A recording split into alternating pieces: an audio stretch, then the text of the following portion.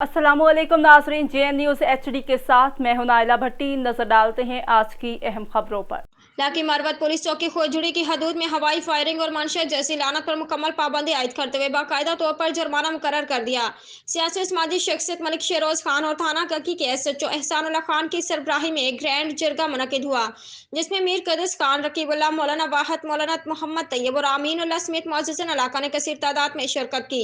Grand जरगा में police चौकी खोजड़ी की हदूद में अमन अमान का कयाम के लिए माहिदीन इलाका ने पुलिस के साथ न सिर्फ ताउन बल्कि मुकम्मल साथ देने के आज़म का अदा करते हुए कहा कि अमन अमान इलाके के लिए नहायत जरूरी है। उन्होंने कहा कि अमन अमान का कयाम सिर्फ पुलिस की जिम्मेदारी नहीं बल्कि आवाम पर भी भारी जिम्मेदारी आयद होती है। उन्होंने मजीद कहा कि पुलिस चौकी खोजड़ी एक पुरअमन इलाका है, यहाँ की आवाम ने हमेशा पुलिस का साथ दिया है।